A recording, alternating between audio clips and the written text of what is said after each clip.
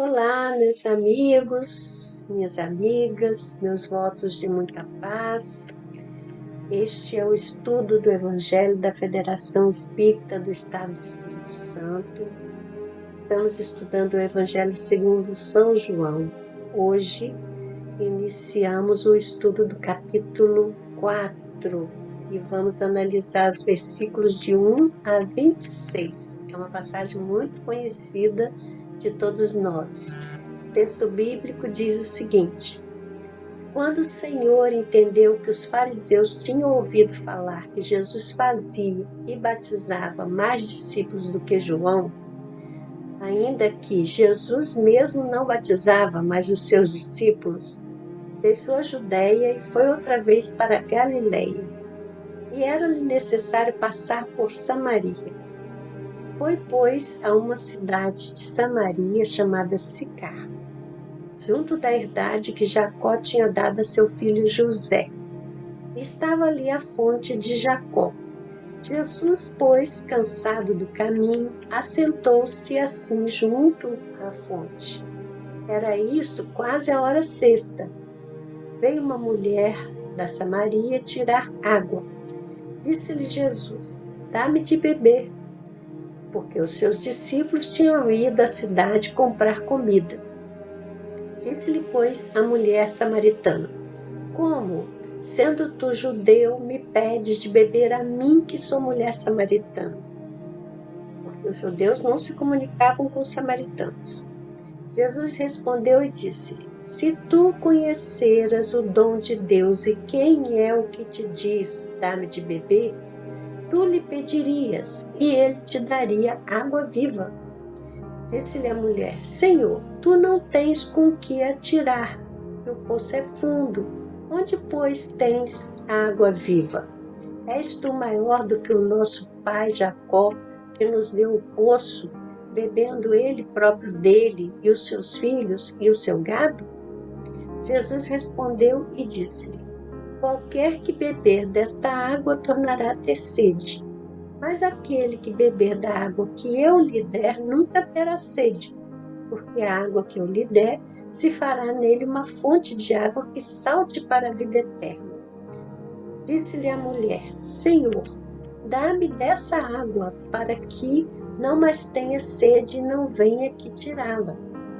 Disse-lhe Jesus: vai, chama o teu marido e vem cá. A mulher respondeu e disse: não tenho marido. Disse-lhe Jesus: disseste bem, não tenho marido, porque tiveste 5 maridos, e o que agora tens não é teu marido. Isso disseste com verdade. Disse-lhe a mulher: Senhor, vejo que és profeta. Nossos pais adoraram neste monte, e vós dizeis que é em Jerusalém o lugar onde se deve adorar. Disse-lhe Jesus: mulher, crê-me que a hora vem, em que nem neste monte, nem em Jerusalém adorareis o Pai. Vós adorais o que não sabeis. Nós adoramos o que sabemos, porque a salvação vem dos judeus. Mas a hora vem, e agora é, em que os verdadeiros adoradores adorarão o Pai em espírito e em verdade, porque o Pai procura a tais que assim o adorem. Deus é espírito, e importa que os que o adorem em espírito e verdade. A mulher disse-lhe: eu sei que o Messias, que se chama Cristo, vem. Quando ele vier, nos anunciará tudo. Jesus disse-lhe: eu sou, eu o sou, eu que falo contigo. Essa é a passagem que João narra, e essa passagem nos conta então que Jesus vai para Jerusalém, de Jerusalém para a Galiléia, passando pela Samaria, junto com seus discípulos. Eles chegam nas proximidades dessa localidade à hora sexta, isto é, ao meio-dia.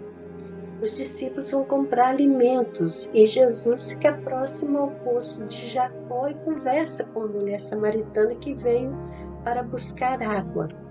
Então, essa passagem acontece no início da vida pública de Jesus. E Jesus já havia saído da Judéia por causa de um estranhamento em relação ao fato de que os discípulos de Jesus estavam batizando também como João Batista batizava. E nós vamos saber que Samaria é o nome da região montanhosa do Oriente Médio, constituída pelo antigo reino de Israel. Conta-se na história relatada na Bíblia que os israelitas dividiam-se em 12 tribos. Essas 12 tribos eram formadas por descendentes de Abraão, que Abraão teve o filho Isaque, Isaque teve o filho Jacó, Jacó teve 12 filhos. Então, esses 12 filhos comandavam as 12 tribos de Israel. Após a morte do rei Salomão, cerca de 930 anos antes de Jesus, as 12 tribos se separaram. 2 tribos formaram o reino de Judá, com sede em Jerusalém, dando origem aos judeus. E 10 tribos formaram o reino de Israel, que teve como capital a Samaria. Os samaritanos, eles não eram considerados judeus, mas eram descendentes dos antigos habitantes do reino de Israel. E além disso, eles eram considerados uma raça impura, porque eles se misturaram com estrangeiros que ocuparam as suas terras.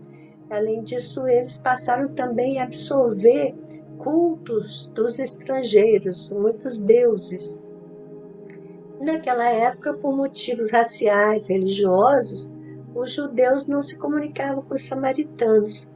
Jesus não tinha preconceitos. Jesus demonstrou isso em várias ocasiões e nesse episódio muito fortemente, porque ele se dirigiu à mulher, ela mesma estranha isso, porque ela sabia que os judeus não falavam com os samaritanos, quanto mais com uma mulher, né? Já tinha isso também, que eles não se dirigiam às mulheres. Jesus conversa com ela normalmente. Então, há alguns pontos interessantes a destacar nesta passagem à luz do Espiritismo. Pastorino, na sua coleção Sabedoria do Evangelho, ele nos dá a notícia de que essa mulher, ela foi identificada por Jesus como um espírito preparado, em condições de entender os ensinos que Jesus trazia. Por isso ele se adiantou em falar com ela. Ele informa que séculos mais tarde, esse espírito reencarnaria como Teresa de Ávila, uma informação interessante. O segundo ponto é o simbolismo da água viva. Então, quando Jesus fala da água viva, que a pessoa quando bebe não tem mais sede, ele não está falando de água, H2O, ele está falando de um conhecimento que espiritualiza, que sacia a sede interior do espírito. E o terceiro ponto, Jesus oferece à samaritana informações que aclaram sua dúvida sobre o local que se deve adorar, porque era uma controvérsia daquela época. Os judeus sustentavam que era em Jerusalém e os samaritanos que era ali, na região deles, no monte ali na região deles. E Jesus explica que não, nem é lá, nem é cá, e Deus é espírito, e Deus tem que ser adorado em espírito e verdade. Então, a adoração em espírito se contrapõe à adoração feita segundo critérios materiais, tocada pelas convenções humanas. Essa adoração em espírito implica desnecessidade de fórmulas, rituais, posições do corpo, ladainhas, locais e horários pré-determinados. A vida humana em todos os seus aspectos deve ser um ato de adoração em espírito e em verdade. Então, a adoração em verdade deve propiciar uma gradual aproximação das crenças individuais com a verdade imperecível e universal, com a disposição para abandonar concepções que se revelem errôneas. Pressupõe humildade, flexibilidade e ânimo para o estudo e a reflexão.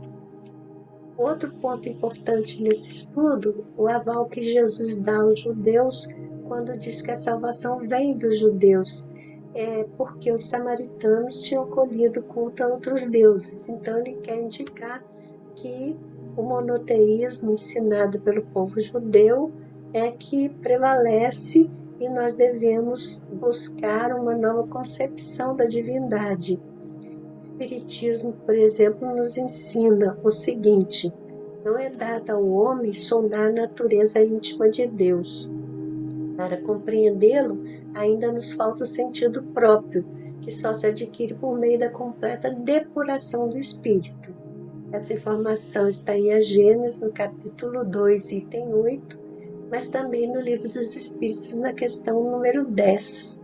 Então, nós não temos uma percepção direta de Deus porque nos falta o sentido, e nós vamos desenvolver à medida que nos purificarmos. Mas nós já podemos ter a certeza de que Deus é poderoso, é sábio, é justo, é bondoso, que Ele rege os destinos humanos com carinho, com amor, que Ele está nos dando forças para superar toda a adversidade e vencer. Não é preciso temer o futuro e nem o destino, pois a vida se encaminha para mais alto bem. Nós temos a convicção da lei do progresso, ainda que por vezes seja pouco compreensível a dificuldade no imediatismo da nossa luta, nós sabemos que Deus está velando e que o objetivo é o progresso de tudo, do mundo, da humanidade, de todos nós. Então, o relevante é amar o semelhante, instruir-se na compreensão da vida a fim de ser um agente de progresso que gradualmente se instaura no mundo. É isso que o Espiritismo nos ensina. E à medida que nós internalizamos esse novo conceito de Deus, a gente muda o sentimento em relação à vida e o sentimento de religiosidade natural desperta em nós, ocasionando a nossa mudança interior para o processo de renovação moral que nos cabe empreender. Ficamos por aqui hoje e nos encontraremos na próxima oportunidade, se Deus quiser. Um grande abraço.